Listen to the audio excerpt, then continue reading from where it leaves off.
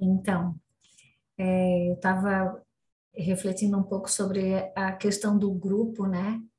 E do papel de cada um aqui, de quem nos ouve aqui junto, né? E quem vai ouvir depois gravado, e o quanto o papel de cada um é importante, né? Porque às vezes a gente participa de um grupo e acha que tá ali, né? Que o outro às vezes sabe mais que a gente, só porque tá ali falando e tudo mais, mas que é um grande equívoco, né? Porque na verdade todos nós somos aprendizes, né?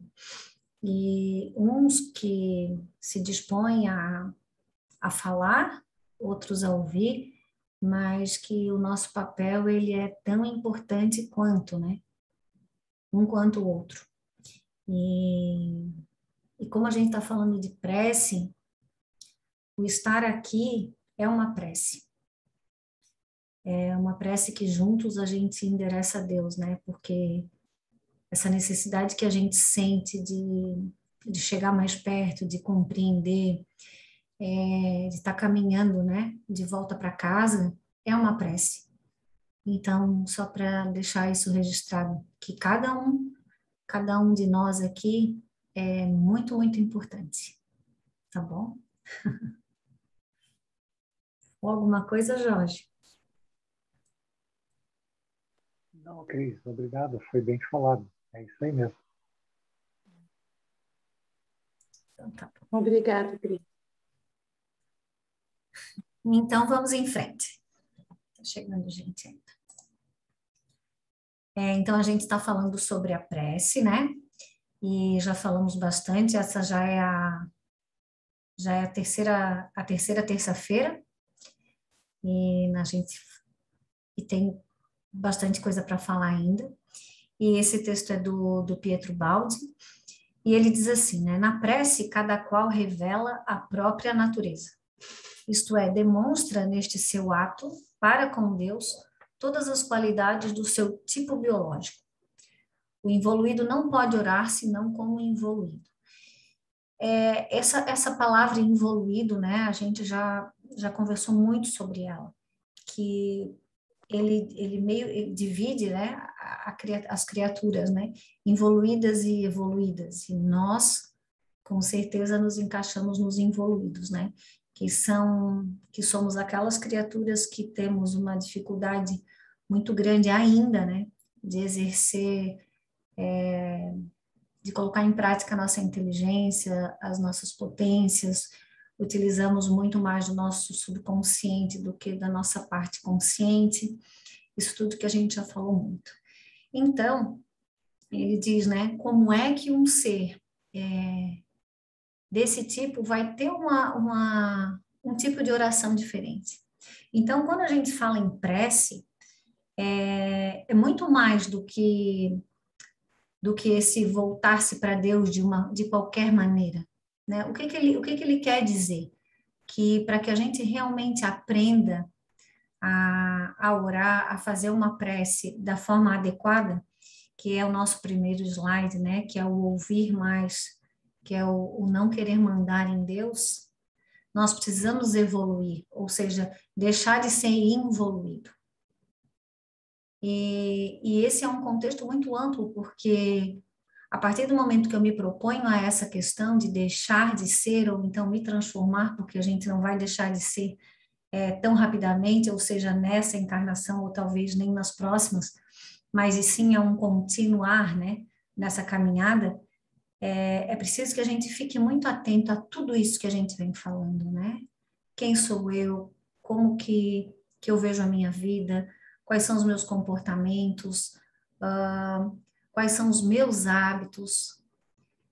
Que padrão de comportamento eu tenho? Porque aí eu vou falar um pouco de mim, né? Tenho percebido alguns padrões que estou tentando mudar, a questão do julgamento, de não querer as coisas sempre como eu acho que tem que ser. E essa é uma forma mental que a gente também imprime na prece. Então, como é que eu faço uma prece diferente da minha forma mental?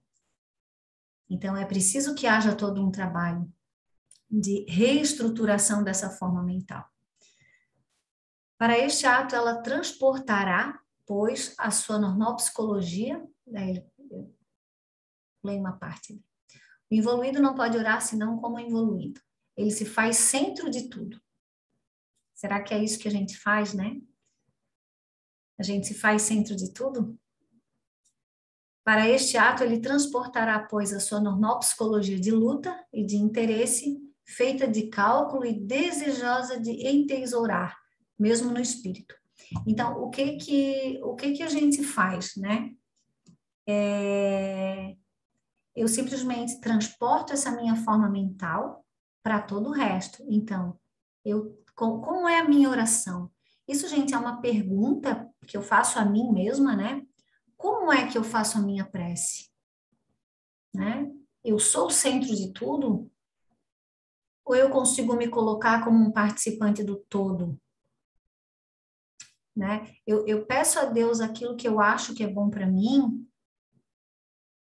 e aí eu vou pedir para vocês que a gente pode fazer uma aula participativa, né? Que eu não preciso ficar falando assim tão sozinho. Né? Porque é muito importante, é fundamental, porque desse posicionamento vão surtir muitas, vamos dizer assim, muitas coisas boas para a vida de cada um. A partir do momento que a gente identifica a forma mental e que percebe que ora, ou seja, se comunica com Deus daquela forma, é uma grande descoberta. Porque na maioria das vezes a gente está tão enredado nesses pensamentos que a gente costuma ter, ou seja, nessa mente que a gente tem, que é essa mente que a gente fala tanto, né, que agora me fugiu a palavra, e que a gente não consegue perceber que a gente imprime isso em tudo, e que eu também falo com Deus dessa forma. Para ele é inconcebível o absoluto desinteresse em não lutar para arrebatar alguma coisa. E ignora que a ascensão espiritual consiste exatamente no oposto dessa psicologia e que a alma evoluída se reconhece justamente por essa atitude diversa. Então, essa atitude diversa, quando ele diz essa atitude diversa, por quê? Porque é uma atitude diferente da maioria. Eu deixo de pedir, eu deixo de achar que eu sei o que é melhor para me colocar nos braços de Deus. Para mim ficou bem claro, né? Eu não sei se alguém ainda fica com alguma dúvida em relação a isso. Porque quando eu faço esse movimento, eu deixo de querer que a minha vontade prevaleça. E aí eu aceito a vontade de Deus, né? Por mais que esse movimento seja doloroso na minha vida, ou seja alguma coisa que eu não consiga compreender naquele momento. Mas eu entendo que a única saída é essa atitude diversa, de não resistência.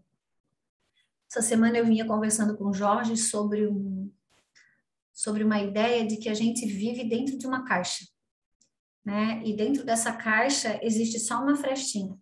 Então a gente fica lá, naquela escuridão, vendo o mundo por uma pequena fresta e fechado, né? E essa tampa dessa caixa é que nos impede de receber todas as benesses que chegam da vida de Deus, né? Porque a gente se fechou lá de uma tal maneira com os nossos pensamentos, com as nossas manias, com os nossos hábitos, que a gente simplesmente não consegue ver o todo. E se a gente conseguisse abrir a tampa dessa caixa, quanta coisa maravilhosa a gente conseguiria ver e receber, né? Mas a gente não se permite. A gente fica ali naquela caixinha, vivendo um mundo fechado, se sentindo sozinho, porque é como a gente se sente. Muitas vezes a gente está rodeado de pessoas, mas a gente se sente sozinho. E a gente se retroalimenta, né, daquele conteúdo que tem naquela caixa. Quer falar alguma coisa, Jorge, sobre isso, que a gente falou tanto essa semana sobre isso?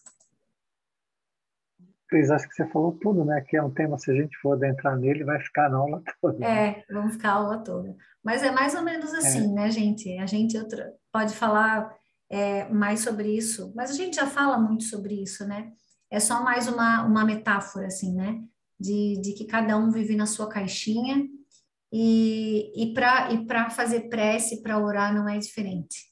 A gente também quer falar com Deus de dentro dessa caixinha, se isolando desse todo, né?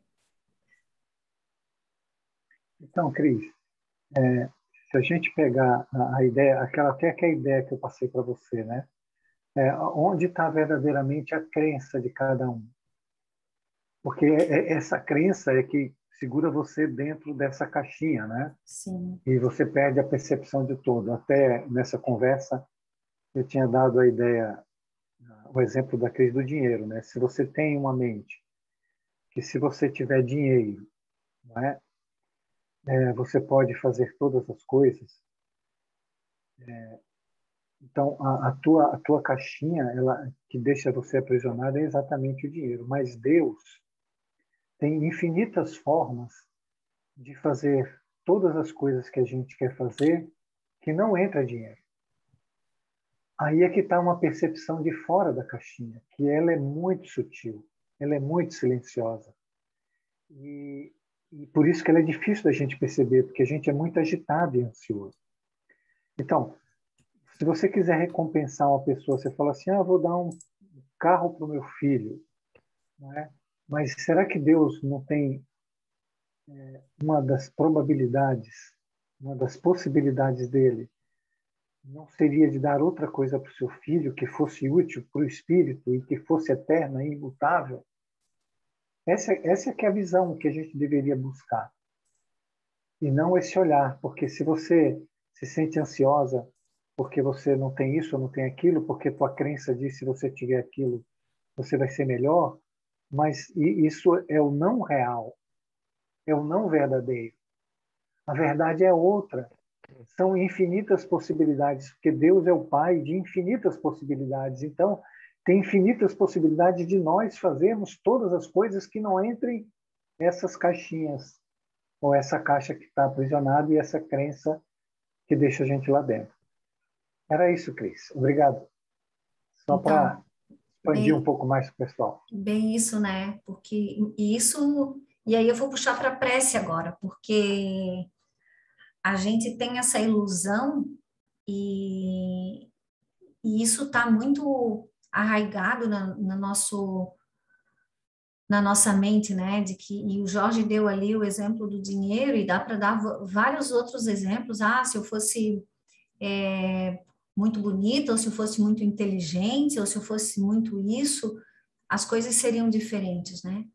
E eu simplesmente deixo de lado, ou seja, eu deixo de querer descobrir ou entender, vamos dizer assim, quais são os planos de Deus para minha vida, para aquele momento.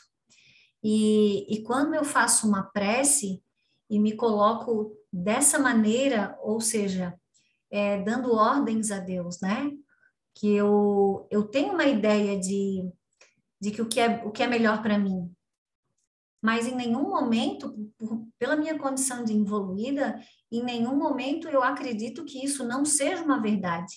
Não sei se eu estou me fazendo entender, né? Então, eu tenho uma crença de que, vamos dizer assim, se eu for muito inteligente, eu vou ser muito feliz, ou se eu tiver bastante dinheiro, eu vou ser muito, muito feliz. Eu acredito nisso com muita verdade, né? Porque eu sou uma criatura egoísta e vivo lá dentro daquela caixa e não consigo enxergar as possibilidades que Deus tem para mim.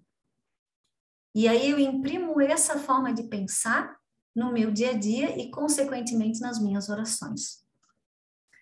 E aí o que que eu faço com esse tipo de comportamento é como se eu me isolasse dessas possibilidades, porque eu acredito fervorosamente que aquilo ali que eu acredito é a verdade. Entendem? E aí acaba o quê, né?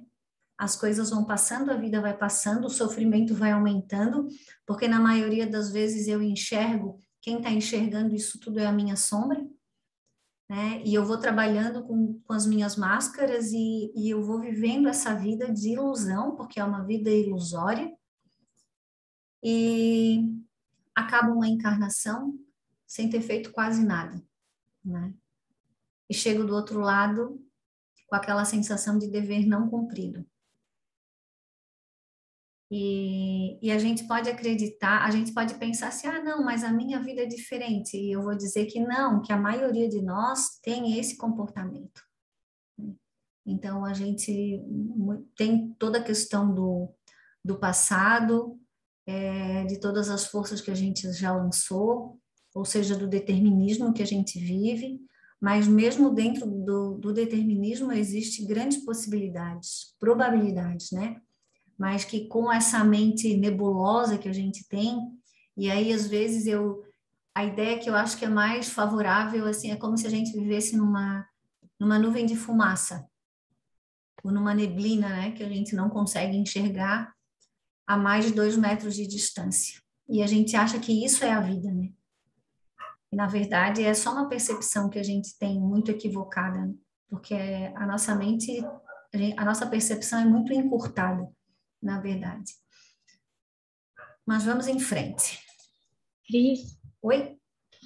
posso fazer um comentário? Sou eu, Opa, mais de um. Nesse sentido que tu estava falando de da gente se prender, né, nessa forma de só uma perspectiva que a gente tem de enxergar por aquilo que a gente quer, né, coisas geralmente materiais que a gente determina para nossa vida como um plano, né, um sonho. Sim. E aí é muito engraçado como a verdade que está sempre chegando a nós, porque ela não deixa, né, os movimentos da vida não param. A gente que está preso naquela ilusão, como se a gente estivesse na vida, dentro dessa caixa, né, que tu colocou exemplo, e a vida está acontecendo, as coisas continuam acontecendo.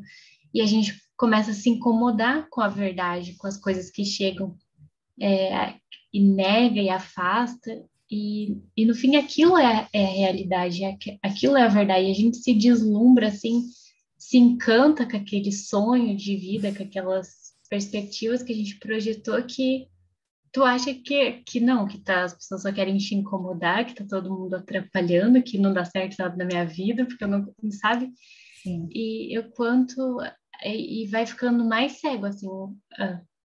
É a oportunidade que a gente tem de ver isso, mas a gente usa no sentido contrário, né? Na maioria das vezes. E o quanto.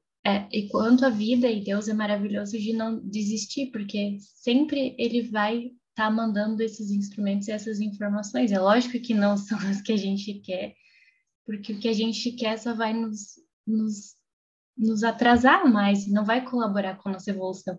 E isso para mim sempre foi muito difícil, assim, de compreender como uma boa egoísta arrogante, né? Eu sempre achei que tudo Todos que nós. eu imaginava para minha vida era o melhor. E se não acontecia, eu me revoltava. E depois a gente vai aos poucos se desprendendo assim disso e tu começa a ver o quanto a vida é muito mais maravilhosa do que as coisas que...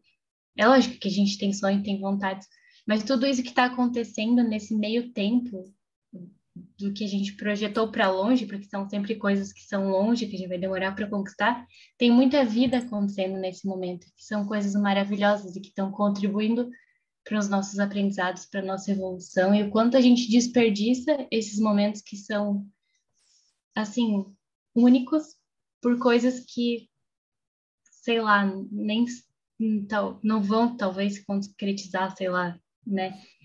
Então, era só esse comentário, assim, um desabafo também dessa jornada que a gente vem se conhecendo, porque sempre foi, assim, bem doloroso, assim, essa parte do ir soltando, assim, essas... É Sim. ainda, né?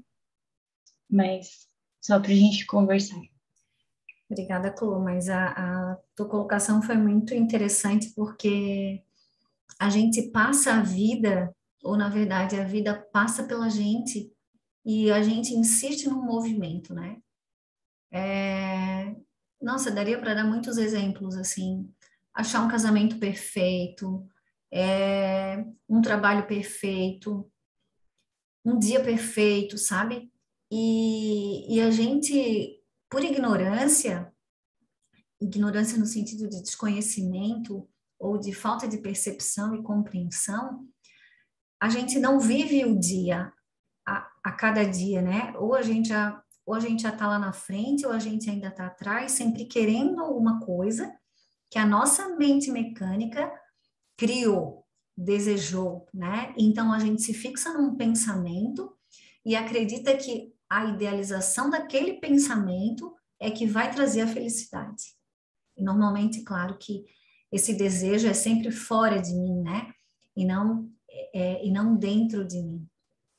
E às vezes as coisas estão ali na nossa frente, pulsando as oportunidades, a alegria de um momento, né? E a gente acaba deixando aquilo tudo de lado, porque também está sempre com muita pressa, a mente está sempre muito acelerada, e assim a gente vai passando os dias, né? Sem realmente sentir a felicidade, sentir a alegria, sentir o momento que a gente vive e sempre querendo mais. Isso, claro, é reflexo desse vazio que a gente tem, desse afastamento que a gente tem. E a gente conduz as nossas orações da mesma maneira, né? Fala, Jorge. Rui, eu queria pegar alguns ganchos da Claudine teu também, só para a gente ampliar aí o bate-papo. Seria importante se as pessoas até se colocassem se estão compreendendo ou não, né? Então, a Claudine falou que esse desapegar-se das coisas, né, das crenças dela, é um grau de dificuldade, dói e etc. Que foi a conversa que nós estávamos tendo esse dia, né? Até o amigo mandou aquela mensagem falando o abandonar-se em Deus. É isso que eu queria falar para ela e para todos. Mas esse abandonar-se em Deus, que é você largar todas as suas crenças, largar a caixinha, para que você possa entrar no fluxo da vida, no fluxo de Deus, precisa se abandonar-se em Deus. E que é a confiança plena de que tudo que vai acontecer é bom, é benéfico, e você confia nisso plenamente, porque se ele é amor, e se ele tem infinitas possibilidades e probabilidades, ele vai escolher a melhor. E a nossa não é a melhor. E um dos objetivos dele é exatamente tirar a gente da caixinha. O primeiro objetivo já é tirar você da prisão e tornar todos nós livres, uma mente livre, fora das prisões. Então, esse abandonar-se em Deus, esse largar que a Claudine colocou, passa por essa confiança em Deus. Se todos nós confiássemos plenamente, nós íamos ter uma visão melhor, mais ampla, dilatada, desse amor que Deus tem por nós e como Ele nos salva todos os momentos. A questão é que eu estou habituado a resolver um problema com um pensamento, como a Cris fala aí. E você quer continuar resolvendo com aquele pensamento, porque você acha que aquele vai ser o certo. E não é.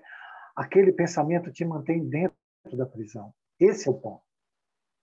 E um dos primeiros pensamentos de Deus é tornar o filho dele livre, outra vez. Porque ele foi criado livre. Mas ele escolheu ser escravo. Então, se você conseguir pensar sobre isso, e isso tem que pensar, tem que se relacionar com o pensamento, não é? Com o pensamento de Deus, desse abandonar-se em Deus. E qualquer coisa que aconteça com você, qualquer problema, por maior que for, qualquer coisa que você, Deus pode. Deus tem a solução. Mas não é aquela que você está pensando. Porque você quer continuar escravo. E ele quer os filhos dele livres. Era isso. Obrigado, Claudine, pela sua conversa. Foi muito interessante. E a Cris pela excelente aula. Vamos em frente. Vamos em frente. Alguém queria falar mais alguma coisa?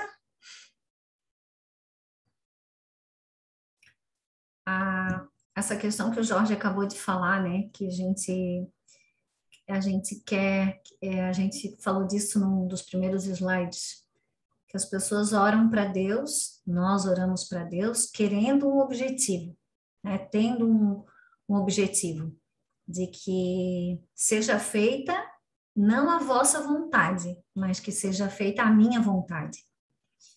E eu compreendo, né, e me incluo nisso sempre, e aí volto a falar que aqui estou só nesse momento, né, aqui nesse papel de falando sobre essas coisas, mas que como é difícil a gente aceitar a vontade de Deus. E a Claudine depois que acabar essa aula, ela vai falar sobre a vontade de Deus e vai ser muito oportuno, né?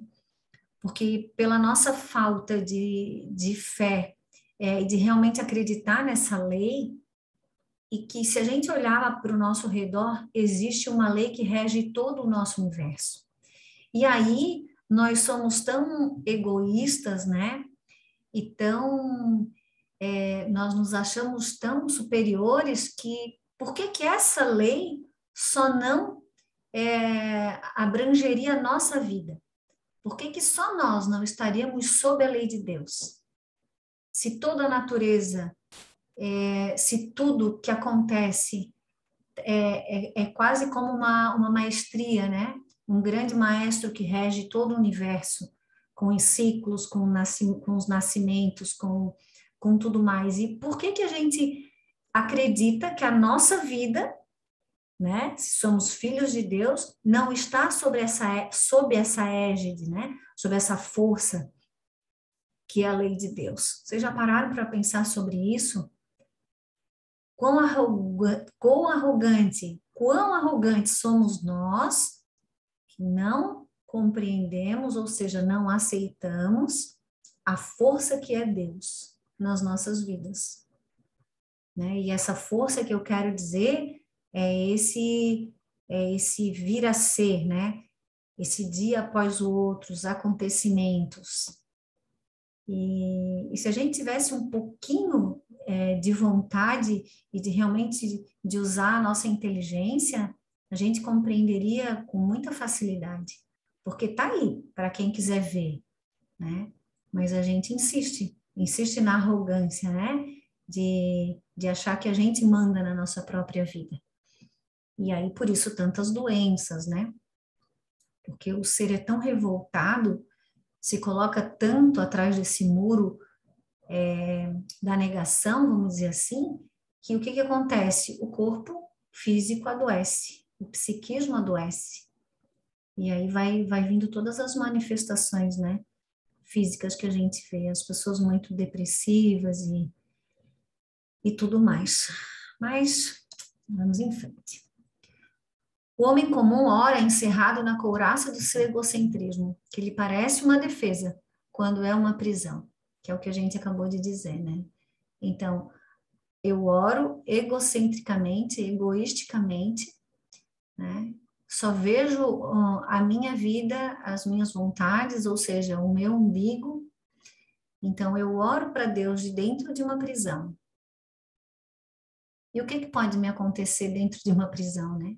Cada vez eu me aprisiono mais, me enredo mais nesses mesmos pensamentos, que vão criando uma força muito grande, porque eu vou me dando mais do mesmo o tempo inteiro, né? Eu não me permito pensar diferente, eu não me permito sair dessa prisão.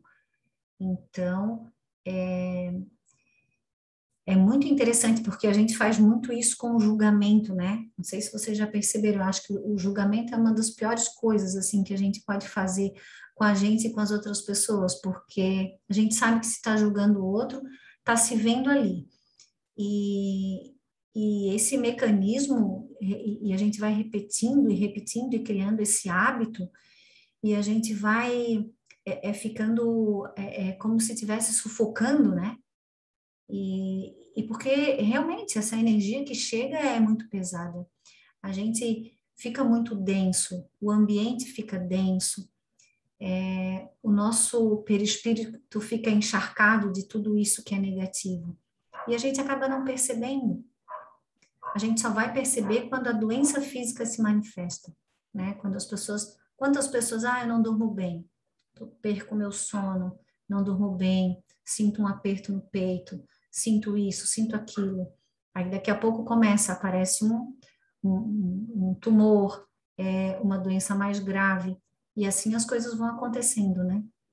Então, é a vida chamando, né? Ele diz num slide ali, num dos anteriores, convulsionando o ser, né? E mesmo a gente sendo chacoalhado, a gente não acorda para a realidade, né? E aí coloca a responsabilidade de tudo isso em uma outra parte, ou na pessoa que convive com a gente, ou nas circunstâncias, mas nunca no comportamento de cada um, né? No pensamento de cada um. Se eu sei que o pensamento equivocado é o que me traz esse tipo de doença ou de desajuste, o que eu preciso fazer? Conhecer os meus pensamentos. E na aula anterior, na de quinta-feira, a gente estava conversando sobre isso, né? Eu não sei nem o que eu penso. A maioria de nós não sabe o que pensa. Porque é tudo tão acelerado que a gente acaba repetindo esses pensamentos que criam hábitos, né? E a gente nem percebe. O místico ora em um estado de expansão, em que o eu só afigura desfeito, mas somente no qual ele consegue atingir a sensação de Deus. O próprio interesse egoístico que está em toda manifestação da vida da maioria perde aqui qualquer sentido, porque a conquista se cumpre expandindo-se em Deus, que é um Pai que sabe de todas as nossas necessidades, é riquíssimo e não deseja mais do que nos prover. Então, aqui nesse momento, ele já fala do místico, né? Ele traz ali o homem egocêntrico, que se encerra na sua própria prisão, e o místico ora em estado de expansão. E aí, o que seria, né, esse estado de expansão? Em que o eu só afigura desfeito, mas somente no qual ele consegue atingir a sensação de Deus. O próprio interesse egoístico que está em toda manifestação da vida da maioria perde aqui qualquer sentido. O que ele quer dizer com isso, né? O orar para si não funciona. O orar para o todo, né? O ouvir a Deus. Ou seja, aquilo que o Jorge falou anteriormente, eu me coloco nos braços de Deus. Deixando esse muro para trás, ou seja, desfazendo todas as barreiras, toda a resistência, acreditando que existe uma lei maior e que ela precisa ser cumprida. E que nós precisamos compreender que é só um momento da vida. E essa é a grande dificuldade, porque nós também temos a questão do apego, né? Então, nós somos muito apegados a tudo. A nossa família, aos bens materiais, ou seja, ao comportamento, né? A gente já falou também sobre isso numa aula só sobre o apego. Então, uma criatura apegada, se desapegar, exige um esforço. E esse esforço precisa estar permeado de inteligência e de compreensão, porque do contrário a gente não consegue avançar, porque só a vontade ela não me basta, porque eu vou ter vontade do quê, né? Se eu não consigo compreender as coisas de uma outra maneira, eu simplesmente reforço o que eu já tenho. Então a vontade sozinha, ela não vai resolver o problema. Né? E aí, claro, não é um problema, mas a vontade precisa estar de braços dados com o estudo, com a compreensão, para que então exista uma ascensão. Quer falar alguma coisa, Jorge? Cris, eu queria só lembrar ao pessoal que ele fala ali na sensação de Deus. Então, existe uma diferença, que é o que a Cris está explicando, entre a prece labial, não é? E aquela que você coloca o sentimento. Você sente Deus, você sente a presença do reino dentro de você. Você tem essa percepção. Se eu fizer uma proposta para vocês, de que vocês hoje tentem fazer uma prece sem fazer nada, vocês vão perceber o quanta insegurança vocês vão ter. Se eu disser para vocês, simplesmente vão para o seu quartinho, né? E o quartinho aí, duas posições, o quartinho do teu coração e o local que você faz suas preces, e simplesmente fique lá, sentindo Deus, sentindo o teu coração, sentindo as tuas vibrações. Vocês vão ver como vocês vão ter dificuldade imensa de não falar nada. E como vão se sentir inseguros se não disser alguma coisa. Que é essa parte do egoísmo que a Cris está se referindo aí. Né? Do eu. que quer sempre se pronunciar, e através da nossa mente tagarelar. Mas tentem fazer. Façam um exercício hoje à noite. E todo mundo sabe que precisa orar antes de dormir, para que seu espírito se desloque para um local onde tenha menos perturbação e você possa dialogar com bons espíritos, inclusive com o teu anjo da guarda. Você pode até preparar o dia seguinte nesses diálogos. Então, tentem fazer, porque Deus já sabe tudo, absolutamente tudo o que nós precisamos. Ele sabe melhor do que nós o que é melhor para nós. Então, é o abandonar-se em Deus, e não fui eu, foi o espírito amigo que disse, né, que mandou uma mensagem. Tentem fazer, e depois, terça-feira que vem, conte para a gente se vocês conseguiram fazer uma prece sem falar nada. Era isso, amiga. E vão para o coração, sempre no coração. Não O existe Jorge, prece sem sentimento. Oi. o Jorge, Oi. dão vários anos que eu faço a oração noturna, né?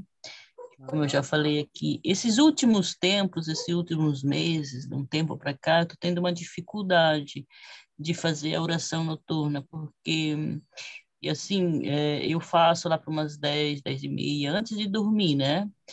E assim, e depois que eu faço, eu perco o sono, não consigo dormir, como se eu tomasse café.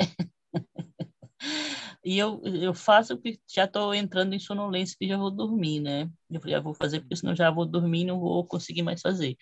Aí eu faço a prece noturna, né?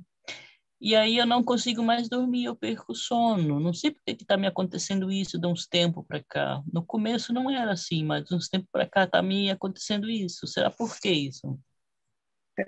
Pode ser devido à mediunidade, né? Eu não sei se você tem ideia, mas você é médio, né? Eu não sei se é de incorporação, do que é, mas você é médio. E um médio bem ostensivo, né? Eu acho Eu sou até que médio de incorporação. então, uma das questões tuas é que não desenvolveu bem essa parte tua.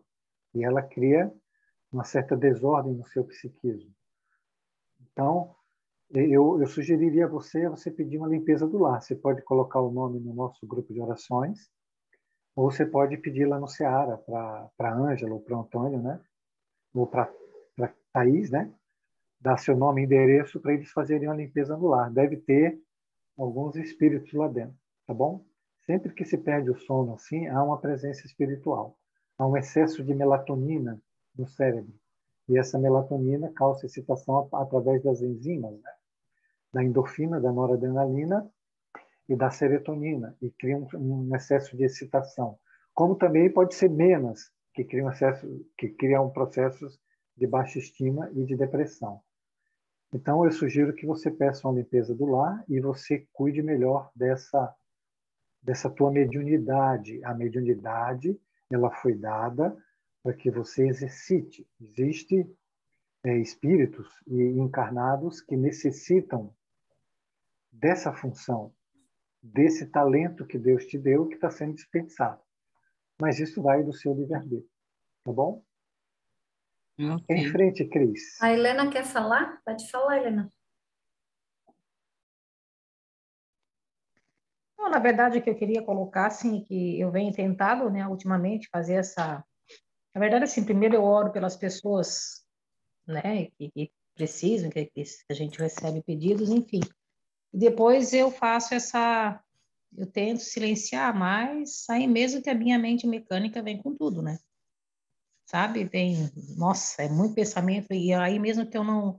Se eu não direcionar a oração, aí mesmo que ela vem com todo, vem pensamentos infinitos, você vai para cá, vem para lá, e aí eu entro na mesma vibe da Tirelli. Aí com isso eu tenho dificuldade de dormir depois, entende? A mesma situação. E quando antes eu direcionava a oração e ficava apenas, sei lá, aquela oração antiga que a gente costumava fazer, de ficar pedindo, aí acabava dormindo e dormia melhor, entende? Mas hoje, quando eu tento silenciar, para tentar ouvir o que Deus tem para me falar, nossa, como diz o doutor Maurício Crispim, é um polvo, né? Vem para cá, vem para lá e cobre tudo, tu não consegue. Né? Eu não tenho conseguido, por enquanto. Era isso.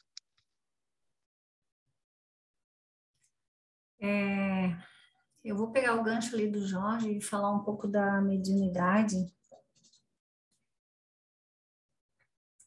Existem muitos necessitados. Só um minutinho.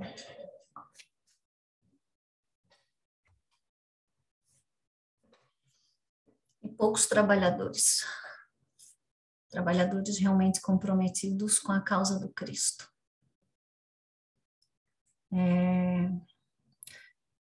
Nós, na verdade, não conseguimos imaginar a quantidade de pessoas que sofrem. São muitos os sofredores. E, na maioria das vezes, a gente não se coloca num movimento de trabalho responsável por realmente falta de vontade e de querer de fazer com que isso seja um objetivo primeiro na nossa vida. Então, a gente sofre esse tipo de questão, né? Então, é bom repensar a sua utilidade para Deus. E o sono, aquele sono que todo mundo sonha em ter, né? Aquela noite bem dormida, muitas vezes precisa ser colocado um pouco de lado quando se trabalha na causa de verdade. Porque os trabalhos espirituais, eles acontecem na madrugada e os médiuns comprometidos, eles participam. Então, muitos não têm noites bem dormidas. Mas o bom trabalhador não escolhe a hora do trabalho. Fica a reflexão para todos nós. A prece alcança, então, vastidão cósmica e profundidade transcendental. Torna-se um turbilhão que arrebata, sublimando em alta tensão toda a potência da inteligência e do coração. Ele fala, né, inteligência e coração, até fazer-se êxtase. A oração passa a ser uma coisa imensa, que as formas de nenhuma religião conseguem mais contê-la, transformando-se em algo de tão universal que abrange qualquer aspiração superior da alma, seja a do crente, seja do artista que cria, seja do cientista que indaga, a do gênio que desvenda o mistério, a do herói que triunfa, a do mártir que se sacrifica, a do santo que tem a visão de Deus. Então, essa prece feita, como ele falou antes, né, para o todo, para a audição, ou seja, ouvir a Deus, se entregar nos braços de Deus, ela cria essa potência, porque ela não é uma prece labial, ela não é uma prece mental, né? Ela é uma integração entre sentimento e emoção, entre a inteligência da criatura. Então, realmente acontece uma explosão. E aí é onde fala, né, que a história de São Francisco, eu não sei muitos detalhes, mas que ele procurava esse êxtase que ele já tinha sentido algumas vezes, mas que não é na hora que se quer, né? Então ele procurava mais, e acredito que é assim que deve ser, né? Porque esses momentos de pequena luminosidade que a gente consegue ter, dessa entrega numa oração, que a gente sente toda uma energia, assim, muito maravilhosa, não dá vontade de sair dali. A vontade que a gente tem realmente é de ficar ali por incontáveis minutos, né? Sentindo toda essa energia. E aí eu fico imaginando como será ou como seria quando se consegue uma oração da maneira como ele coloca aqui, né? Que provavelmente o Pietro Baldi deve ter conseguido fazer isso muitas vezes, né? E é isso. Jorge, quer falar alguma coisa sobre isso? Não, Cris, obrigado. Eu só queria lembrar para a Tinelli e para a Helena, que é duas médios, né? Que tem trabalho mediúnico lá no Ceará, e outras casas espíritas, né? Elas também promovem trabalho mediúnico para desenvolvimento exatamente desse tipo de mediunidade, inclusive incorporação, sei lá, psicofonia, psicografia ou qualquer um outro que a pessoa tenha. Se a pessoa é médium e não faz isso, ela sofre algum tipo desses constrangimentos que é para exatamente ela exercer essa função. E essa prece, como você colocou ali, ela realmente precisa ser feita com o coração. Se não colocar o sentimento, ela fica no terra a terra. Obrigado, Cris. Em frente. Sempre Ô, em frente. Jorge, Oi. eu falei com o Pedro Arthur, acho que foi no ano passado, no começo do ano, no ano passado, eu queria fazer atividade no Seara, né? Para começar a fazer, assim, atividade. E ele nem tomou em consideração. Procura outra Então, casa, assim, Maria. Procura outra casa mas, mais perto de ti. Procura mas alguém, procura uma casa que tu possa ser útil. Tem muita mas necessidade de são médiums todas de incorporação e tudo mais. aqui no sul da ilha, elas estão todas fechadas, elas não estão Não, trabalhando. mas assim Porque que eu tô, voltar, procura alguma que possa te porque aceitar e eu não sou só médium de incorporação, eu tenho outras, eu só não escrevo, os outros tipos de mediunidade eu tenho quase todas. ótimo, Eu nunca ótimo. falo, porque a gente não pode falar, né? Mas eu estou procurando um outro grupo de apometria quântica, que eu gosto muito de trabalhar com isso. Mas as casas estão todas fechadas aqui no sul da ilha. Não, eu acho que a única casa que está aberta mais próxima é o Ceará mesmo. Mas eu já pedi para o Pedro, acho que foi no começo do ano passado, metade do ano, quando abriu a casa, depois da pandemia. Mas eu não fui aceita, então, Tá. sim, não sei aonde ir. Ô, Tinelli, ó, eu vou te dar uma dica, posso? Quem sou eu, né? Mas assim, ó, Pode. quando tu for orar, né? E aí tentar fazer essa oração diferente, que é um desafio para todos nós, mas acredita que vai aparecer uma oportunidade, né? E que a vida faz isso com a gente, a vida traz uma oportunidade, principalmente quando o trabalhador quer trabalhar.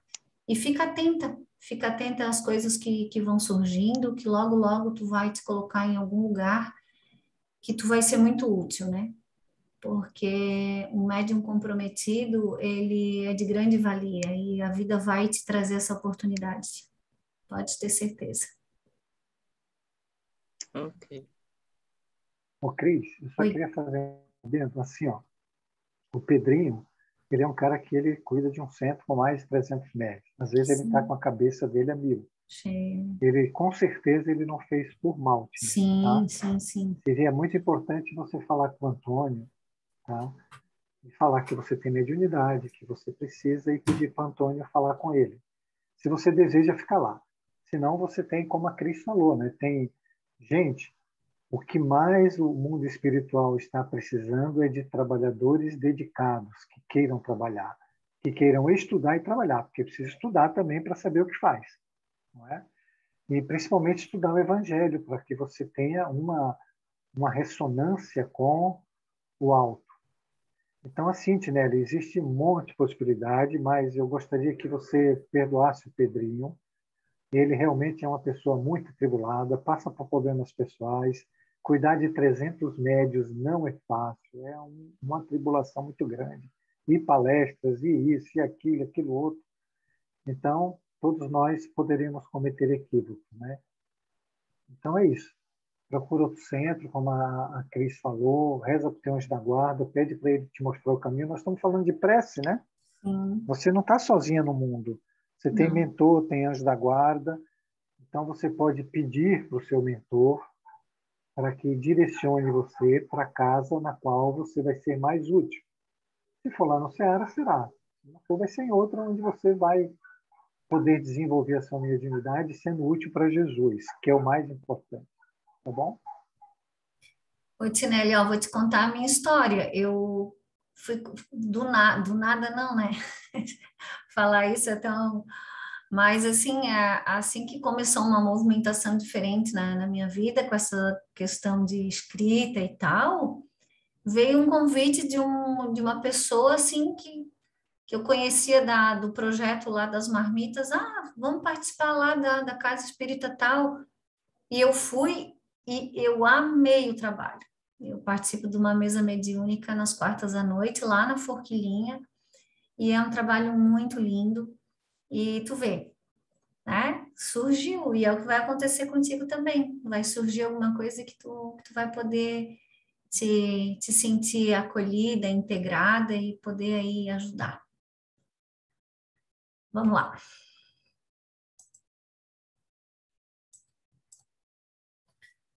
Neste nível, tudo se muda em prece, no avizinhamento de Deus pela alma, em que a criatura olha o Criador e lhe estende os braços, sequiosa por dilatar-se e fundir-se nele. Do pequeno consciente individual no infinito consciente cósmico. Ai, que lindo, né? É como se ele dissesse assim, deixa de ser, sai dessa caixinha, né? Nós não estamos aqui sozinhos nesse mundo. A gente é participante desse todo, né?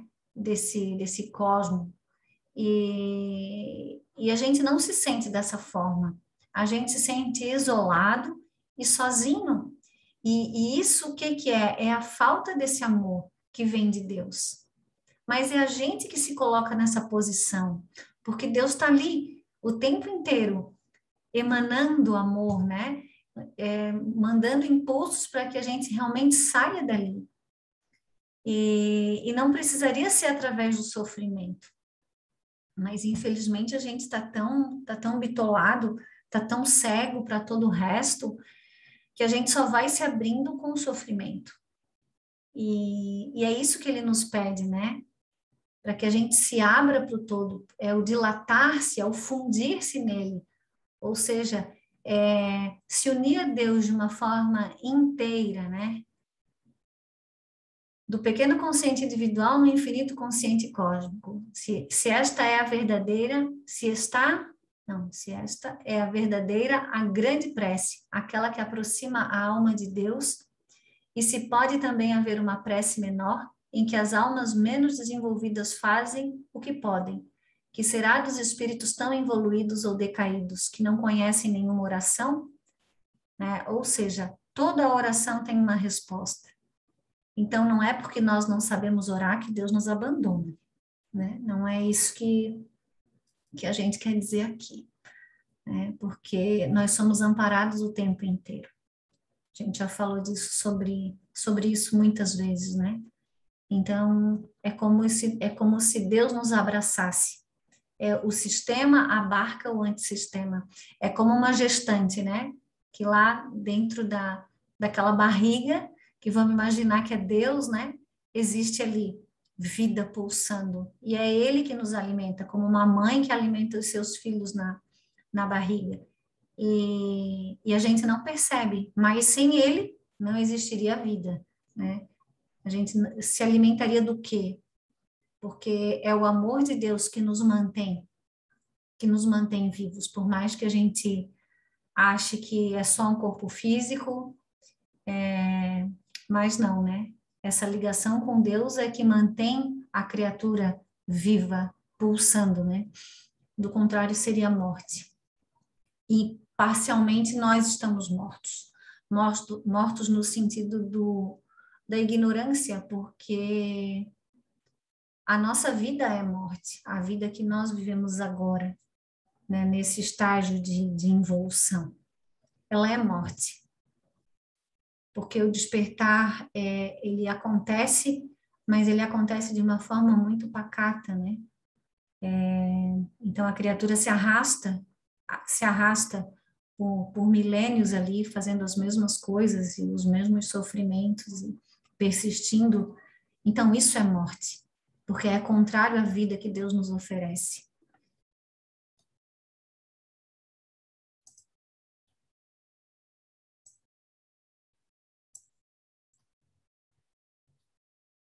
Eu não consigo ler a primeira frase, acredita? Alguém pode só me dizer quais são as primeiras duas palavras?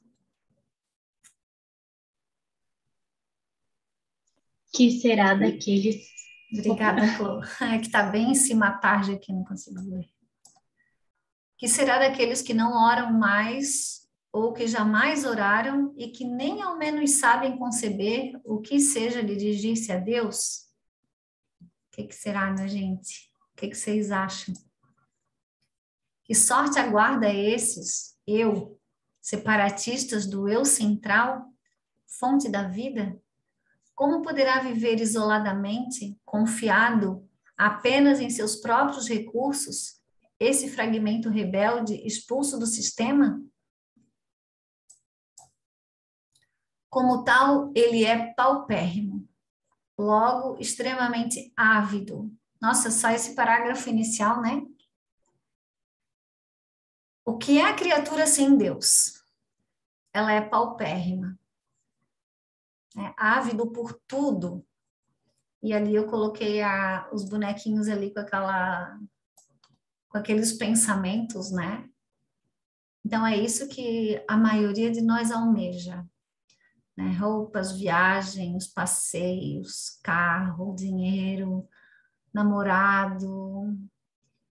E isso aqui, quanto mais se pensa nisso, quanto mais se tem como objetivo principal na vida esse tipo de coisa, mais afastado de Deus nós estamos. Não que não se possa ter, não é isso que a gente quer dizer aqui.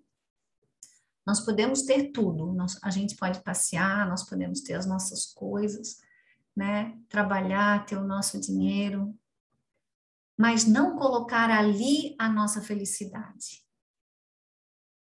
A gente precisa compreender que essas coisas são nos dadas para que a gente tenha uma existência terrena um pouco mais tranquila, ou seja, que as nossas necessidades sejam saciadas e ok, mas não que isso se faça um objetivo de felicidade.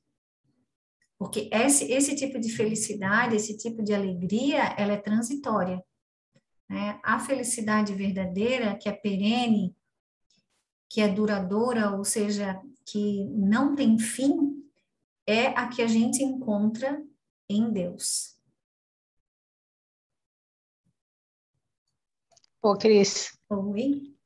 e o mais interessante, né, pelo menos que eu acho, é que quando a gente está nesse momento dando valor a todas essas futilidades, esses bens materiais, normalmente vem uma grande rasteira na vida, né, para te fazer parar e começar a dar valor para outras coisas, né? É impressionante como a dor faz isso, né? Sim. Eu acho que essa é das missões, digamos assim, das funções da dor, né? Só esse comentário. Pensei agora da nossa amiga Sandra, tu conheces Sim. também, conhecias, né? Sim. E, né?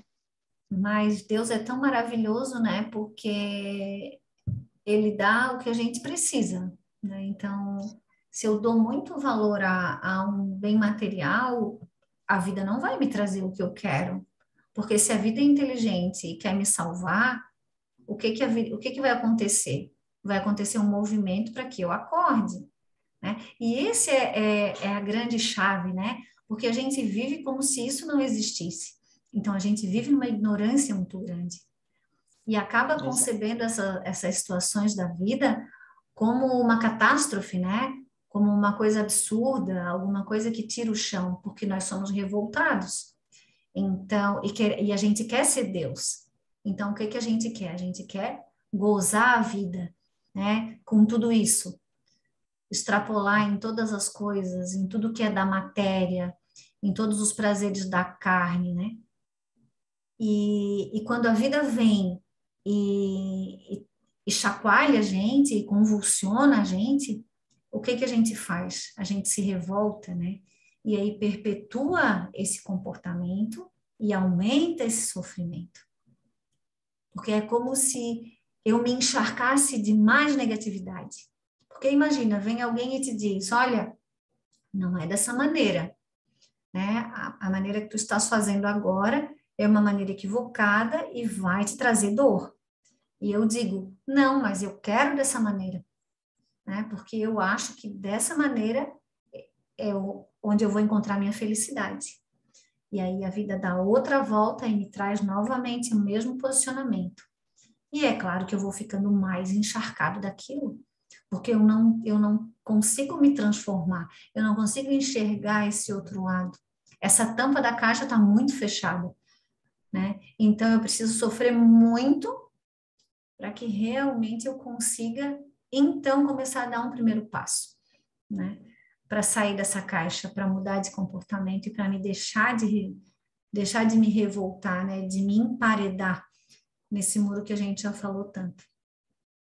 E aí ele diz, né, que somente quem está ligado ao centro é rico, que a gente já sabe o que é esse centro, né?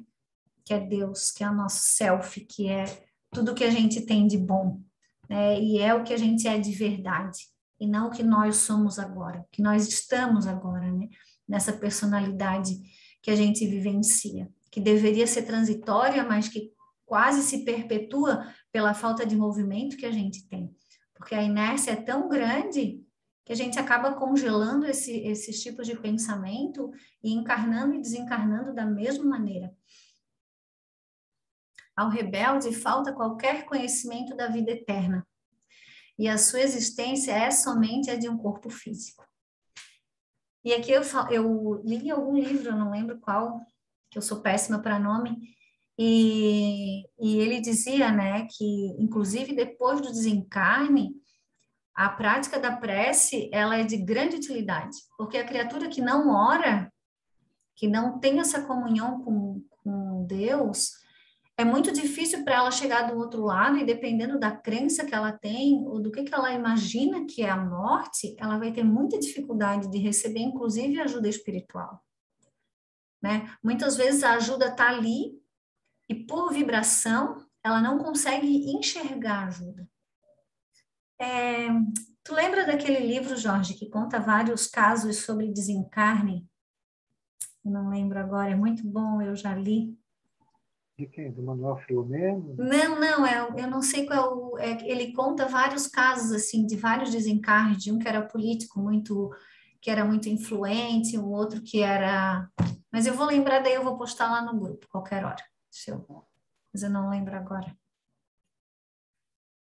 Se eu lembrar até o final da aula, eu redigo aqui. E quem não possui senão uma vida tão pobre, desesperadamente se apega a ela com feroz egoísmo e é capaz de qualquer delito para defendê-la. Então, o que ele está dizendo? Que a maioria de nós não acredita na vida eterna, ou seja, não tem qualquer conhecimento sobre a vida além do desencarne. Por quê? Porque se considera simplesmente um corpo físico. E aposta todas as suas fichas nesse corpo físico, nesse mundo físico, nesse mundo material que a gente passa tão pouco tempo, né? E que se volta, quando volta num outro corpo, numa outra história, sem memória do que passou. Então, nossa, é muito interessante a gente realmente refletir sobre isso, né? De quão pequena é a nossa vida aqui, né? Nesse momento. E com essa personalidade, com esse nome, filha dessa mãe, desse pai. E a gente realmente se apega demasiadamente, né? Em cada encarnação que a gente vive, como se as outras não existissem, né? Como se não fosse uma continuidade. E é isso. Alguém tem algum comentário para fazer, gente, sobre isso?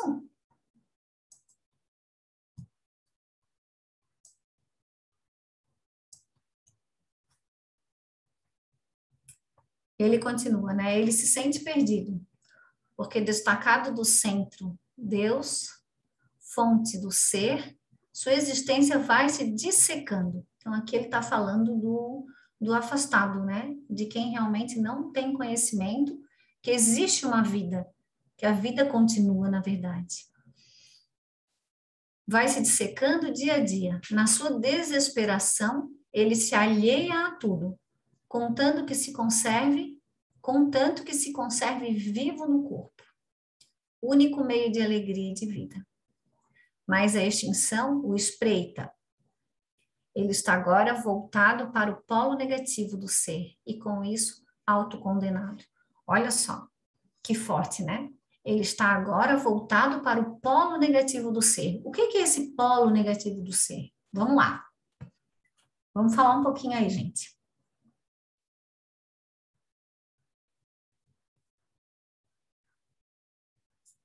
Ninguém se arrisca? A gente já sabe o que é o polo negativo, né? Essa questão o não self, digamos assim, essa questão de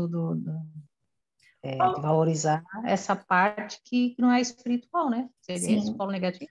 sim, o polo negativo é tudo que a gente vem falando, né? Em que essa mente é ligada, né? Em que essa criatura vive? No afastamento, na periferia, na ira, na negação, na falta de amor, em tudo que é morte, né? Em tudo que é negativo.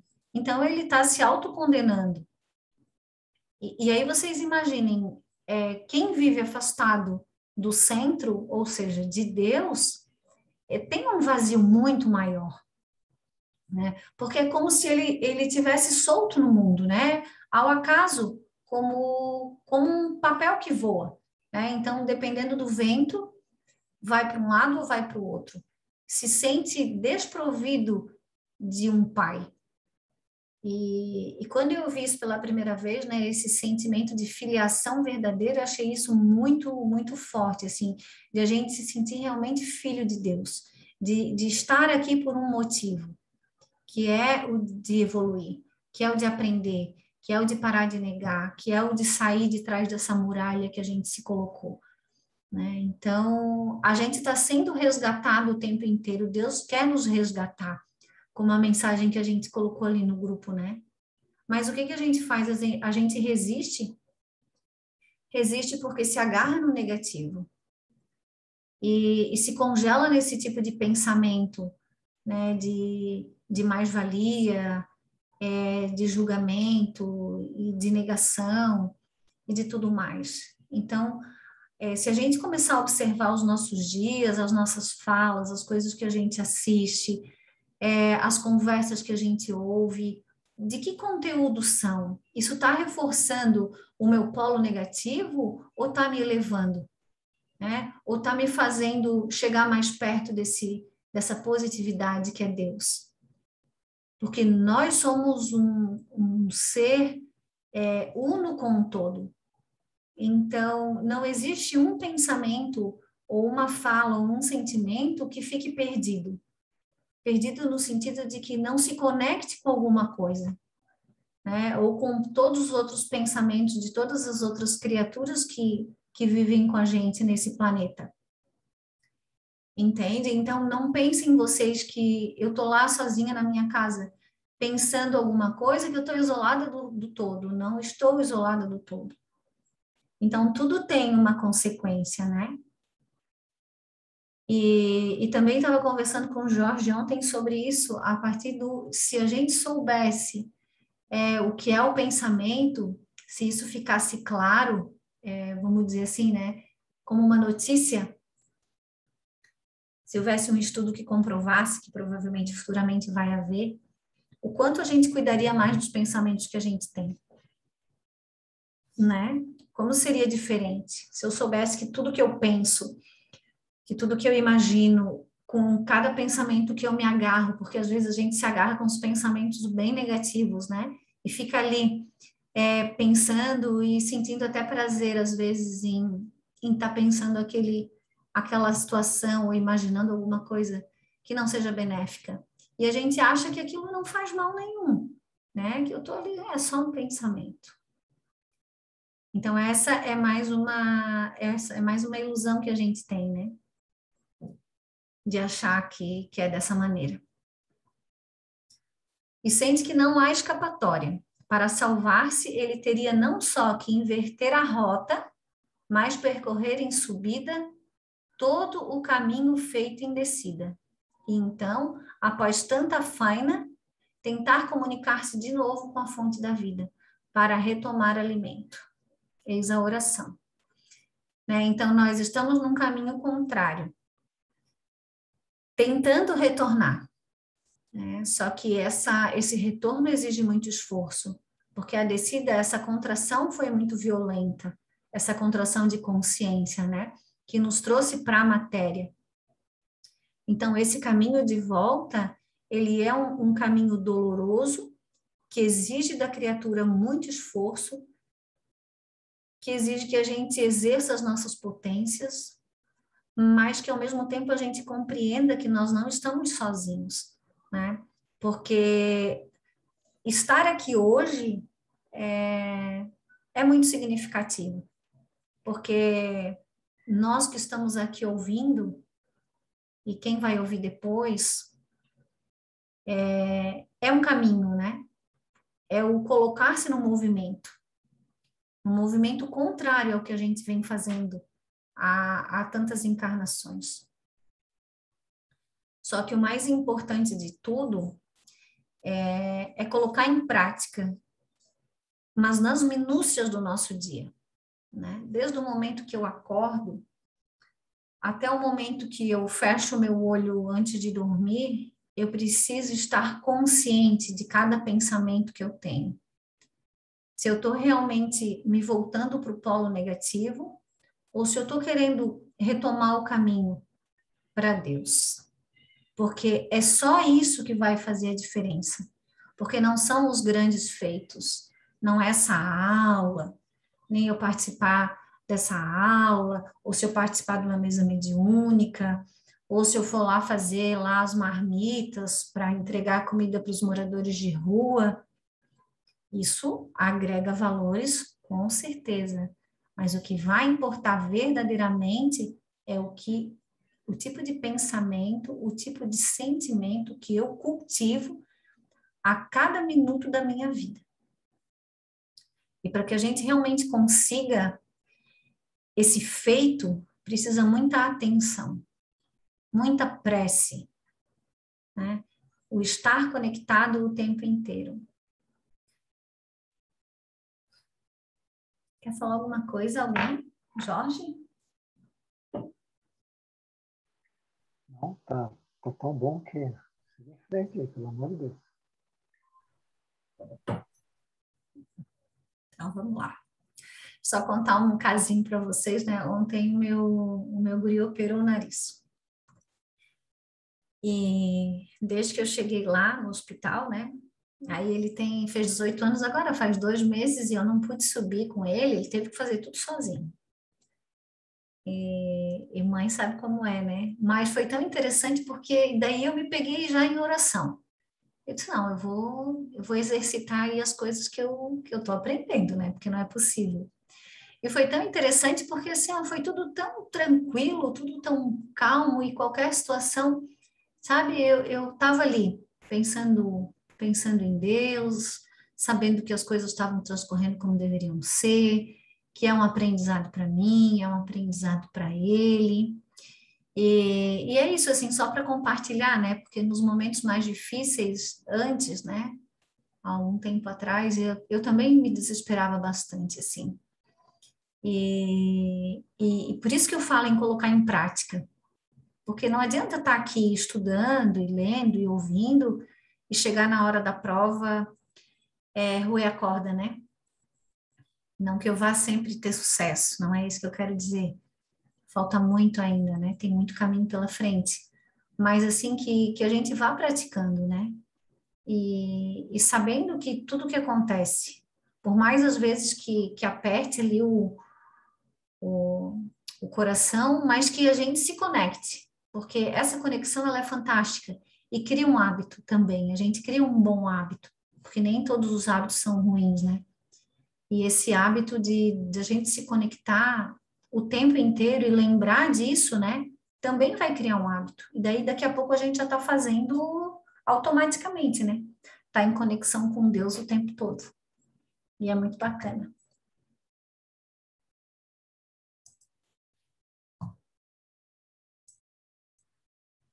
E aí ele continua. Mas o rebelde recusa-se justamente a curvar-se ante de Deus. Por que será, né, gente, que o rebelde recusa-se? Quem será o rebelde? Todos nós, né? E por que a gente recusa-se a curvar-se ante Deus? Porque a nossa arrogância é imensa. O nosso orgulho é imenso. É exatamente essa harmonização com o todo que ele não sabe e não quer fazer. É então essa sua posição de dependência do centro Deus, que ele não quer reconhecer. Então, a criatura não quer se reconhecer sob a força de Deus. né? Quer ser mais que Deus, quer mandar na sua própria vida, quer achar que sabe o que é melhor para si. E infelizmente nós todos somos assim, né? Assim a descida precipita-se, e o pobre espírito, centelha de Deus, se não se resolve a inverter o caminho, então de delito em delito e de desesperação em desesperação, em agonia de alma, gradativamente tende a extinguir-se em nada.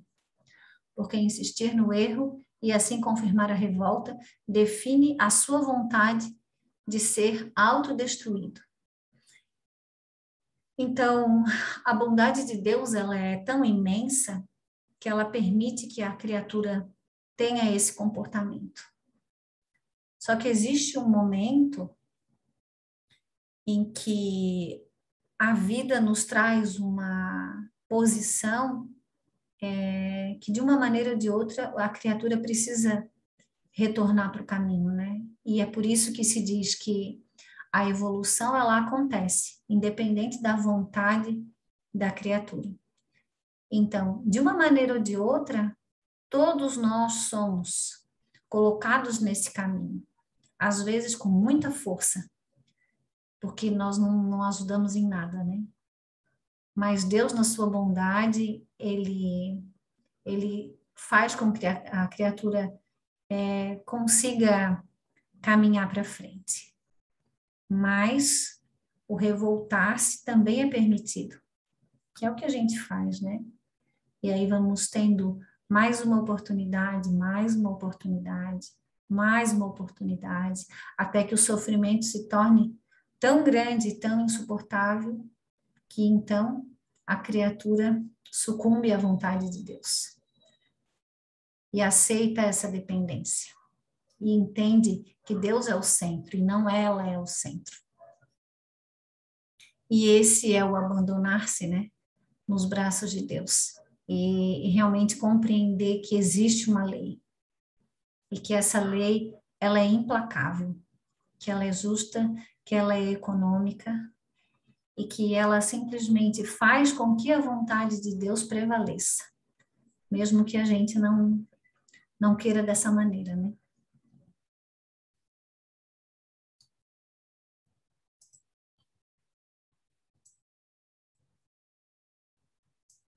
Ali o texto do Baldi encerrou e eu gostaria deixa eu só ver se é aqui. A gente vai falar só mais um pouquinho sobre, só 15 para as 9, sobre o Evangelho no Lar ainda. Vamos ver se a gente consegue terminar hoje.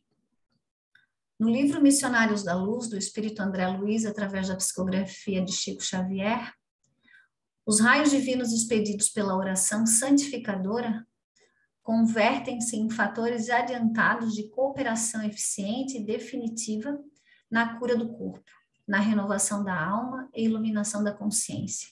Toda prece elevada é manancial de magnetismo criador e vivificante. E toda criatura que cultiva a oração, com o devido equilíbrio do sentimento, transforma-se gradativamente em foco irradiante de energias da divindade. Então, se a gente sabe que tudo é vibração, né? Que nós nos contaminamos com os nossos próprios pensamentos, vocês imaginem a transformação que a gente pode conseguir fazer nas nossas vidas, no nosso corpo físico, no nosso psiquismo, através de uma aderência com o bem, com o amor. A partir do momento que a gente consiga fazer uma prece verdadeira, ter bons pensamentos, criar uma nova vibração para a nossa vida através dessa conexão verdadeira de coração com Deus, a gente realmente pode se curar. E isso a gente consegue através da oração. É como se a gente recebesse uma chuva de bênçãos. Porque com o comportamento voltado para o bem, e isso de forma verdadeira, a gente acessa é como se a gente acessasse um outro nível. Não sei nem qual a palavra que eu posso usar, mas eu consigo sentir, mas não consigo falar. É como se a gente adentrasse a uma nova realidade, vamos dizer assim, né? É como uma rádio que a gente sintoniza. Então, é como se a gente ouvisse músicas maravilhosas. Mas, para isso, a gente tem que colocar o nosso coração no movimento, né? E realmente sentir. E trazer toda a emoção, toda a devoção a Deus, para que a gente realmente consiga sentir esse manancial de bênçãos, né? E através disso, realmente, é como ele diz ali, a gente pode ser um foco irradiante de energias da divindade. A intensidade dessa vibração, dessa corrente de fluidos, será forte ou fraca, dependendo da força do pensamento, da vontade de quem ora, o sentimento, a emoção. Então, quanto mais verdadeiro a gente se colocar nesse movimento, mais intenso vai ser, né? Então, essa intensidade dessa vibração, dessa corrente de fluidos. E quando a gente ora, realmente, né, como se a gente se unisse a vários outros espíritos, encarnados ou desencarnados, que estão ali com o mesmo intuito. Então, tudo que a gente emana, a gente recebe. Então, se eu emano amor, vou receber amor. E funciona para o lado negativo também, né? Se eu sou uma pessoa que vibro negatividade, raiva, eu vou receber, esse meu pensamento vai se juntar com o de todos os outros e eu vou receber uma carga ainda muito maior do que eu coloquei para fora, né? Do que eu emanei para a vida. Então, a vida é uma troca muito intensa, né? E aí eu posso escolher. E quando eu sei disso, fica um pouco mais fácil, quando a gente sabe disso, né? De que se eu vibro amor, eu recebo amor. E às vezes as pessoas, a pessoa tem muita sorte, tudo acontece com ela, todo mundo é muito educado com ela não, sabe? Mas o que essa pessoa dá para a vida? Provavelmente ela dá do mesmo, né? Então, se eu dou bem, eu recebo bem, isso é fato. E se eu dou negatividade, eu vou receber negatividade, porque tudo é equilíbrio, tudo é justiça. Então, não existe a possibilidade de eu dar o bem e receber o mal, ou de eu dar o mal e receber o bem.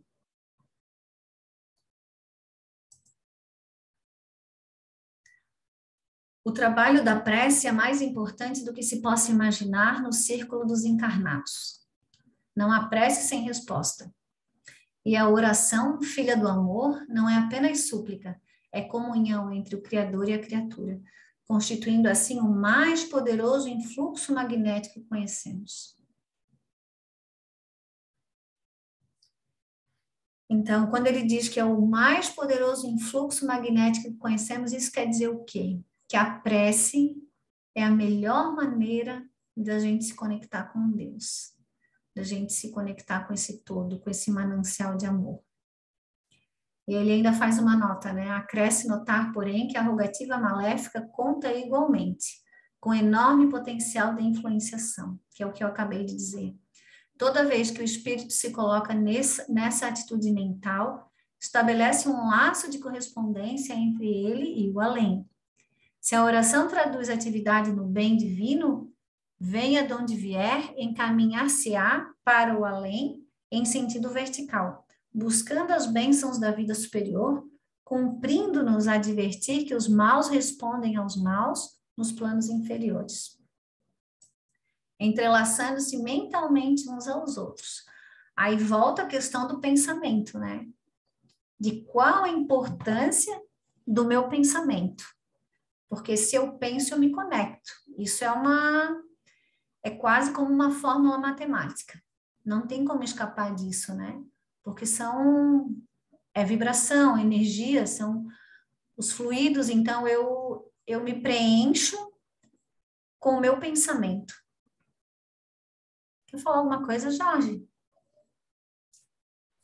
Não, é tão maravilhoso que eu não quero atrapalhar. Vai em frente. Então, vamos lá. Alguém quer falar alguma coisa, gente?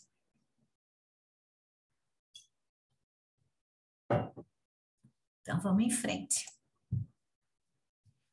É razoável, continuação do outro. É razoável, porém, destacar que toda prece impessoal dirigida às forças supremas do bem, delas recebe resposta imediata, em nome de Deus.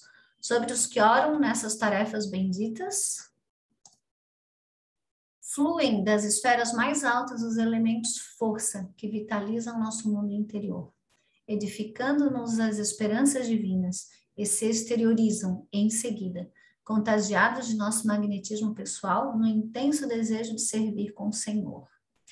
A gente já teve experiências assim, né? De alguém pedir uma oração e realmente é incrível como nosso grupo de oração que a gente faz das 10h15, das 10h30, né, Jorge? A Helena que participa, a Claudine também, não sei mais quem está aí que participa, mas é muito maravilhoso a gente ver a coisa acontecer, assim, de o quanto é forte realmente essa energia, principalmente quando a gente se agrupa e volta o pensamento para um objetivo maior, e como realmente a ajuda chega, né? É maravilhoso.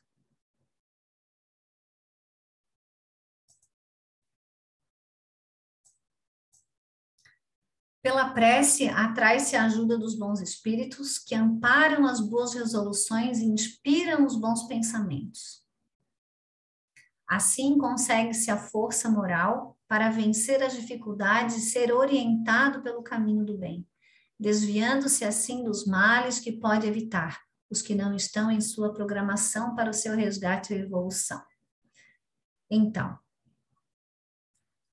quando a gente fala em estar conectado o tempo inteiro, é isso. Porque se eu me conecto, se eu estou em prece, lembra a história do guarda-chuva? Que a gente abre um guarda-chuva na cabeça da gente e fica ali, né? Esperando que as coisas aconteçam. Então, quando eu fecho esse guarda-chuva, ou seja, não tem impedimento, né? Eu me conecto com Deus, eu estou livre para isso. Essa ajuda, ela é constante, né? E aí ele diz que é assim que se consegue essa força moral, né? Para a gente vencer essas dificuldades. E essa conexão, volto a dizer, precisa ser um hábito que a gente adquira, né? E todo hábito precisa começar. Então, sugestão, né, que a gente realmente comece hoje à noite, comece daqui a pouco, acorde, conectado com Deus e tente que realmente fazer com que isso seja uma constante no nosso dia. E aí, semana que vem, vamos conversar sobre isso, assim, um pouquinho, né, até se for a aula da Clô, não tem problema, mas para que cada um possa, ou quem quiser falar, possa dizer como foi sua semana, com essa nova vontade, né, querendo criar esse novo hábito de se conectar o tempo inteiro com Deus.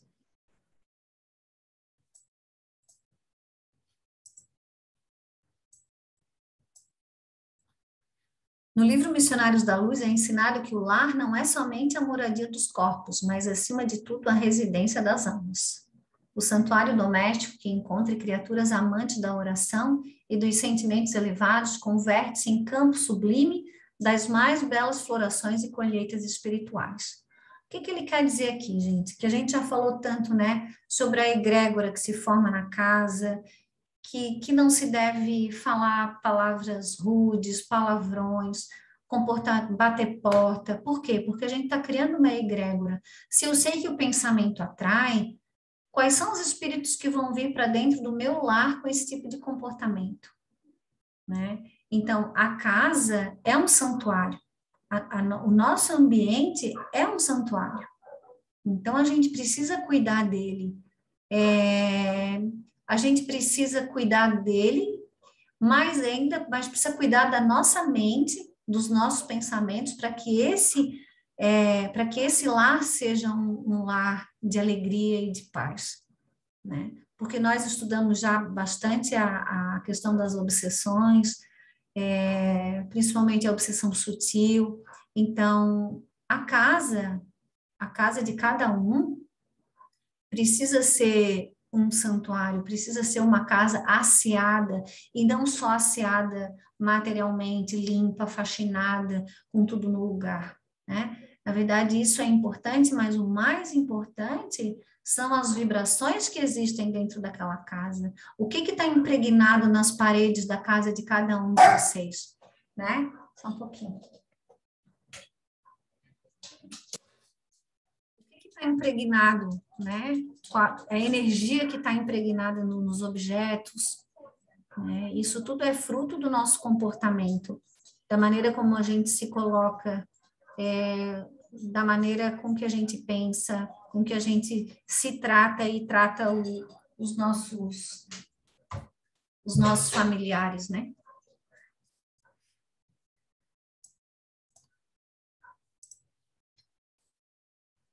Toda vez que se ora no lar, prepara-se a melhoria do ambiente doméstico.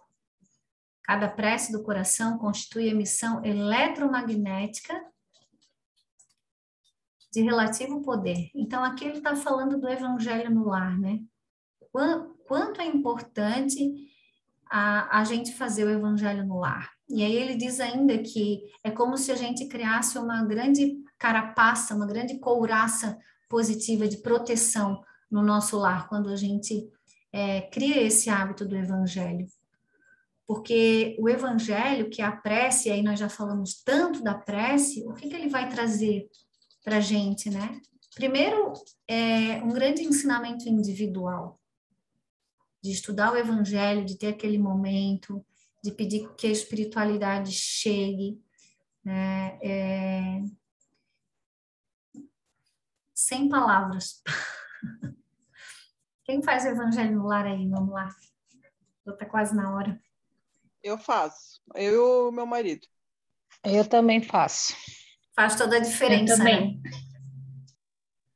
né? Eu queria relatar aqui para vocês bem rapidinho que eu já nem sei quanto tempo que faço, mas não é muito tempo assim, né? É algo mais recente.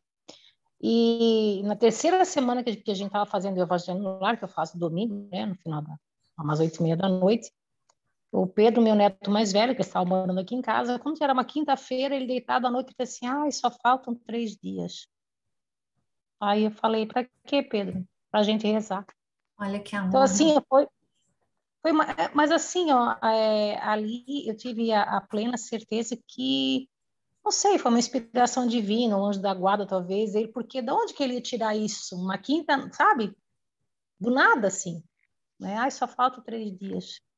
Então, foi algo assim que me chamou bastante atenção, porque ele é um menino, assim, bem fechado, bem retraído, né? Então, ele ter essa manifestação aí, eu realmente pude ver que para a gente muito ver, sim, para a gente ver o quanto é importante, né? E além de tudo, quando se tem crianças em casa. Porque se a gente já falou tanto do hábito, tu já imaginou que coisa maravilhosa tu criar numa criança um hábito de orar. E de orar de forma consciente, né? De forma correta, e entender que existe uma força maior, que existe um Deus que emana amor e que conduz a minha vida. Eu acredito que não possa existir um ensinamento maior que uma família possa passar para uma criança, né? Porque se nós tivéssemos esse hábito, tudo seria diferente, né? Se nas casas fosse cultuado o evangelho, a oração, independente da religião que se professe, mas que se fale de Deus, e de Deus amoroso, né? Desse Deus que ampara, que acalenta, que realmente é Pai, né? Pode falar, Clô. Só contar também rapidinho, agora eu descobri onde é que estava a minha mão, Tá que eu não achava mais. Eu também tive uma experiência com meu priminho nos tempos que ele passou aqui em casa, e a gente faz na terça, agora, às 9h30. E eu não estava em casa nesse dia, e quando eu cheguei, ele falou assim, você tem que tomar a tua aguinha de Jesus. Oh, que amor! Aguinha de Não, e Jesus. eles são muito queridos. Eles já vêm, eles já sabem, né? Muito engraçado, como só falta mesmo incentivo e fazer, porque eles já vêm preparados, é muito engraçado. Verdade. Então tá, gente, só vou ler esse último aqui para a gente finalizar, então. Por isso mesmo, o culto familiar do Evangelho não é tão só um curso de iluminação interior, mas também processo avançado de defesa exterior, pelas claridades espirituais que acendem em torno. O homem que ora traz consigo inalienável couraça. O lar que cultiva a prece transforma-se em fortaleza. Claro, né? Por tudo que a gente já falou, quem ora se conecta com o bem, mas que fique claro, né? Que a oração, ela é o meio mais fantástico da gente se conectar com Deus, mas que essa oração precisa ser verdadeira, precisa ser uma escuta e precisa vir do coração, né? E ela precisa ser constante, porque não adianta a gente fazer o evangelho no lar, uma vez por semana, ou estar aqui nas terças e quintas, e realmente não praticar isso tudo que a gente tem escutado, que a gente tem aprendido, né? E que esse aprendizado e que essa seja constante, seja diário, seja minuto a minuto da nossa vida, que a gente possa estar consciente, né? Consciente de cada pensamento, principalmente. É isso, gente. Encerramos por hoje.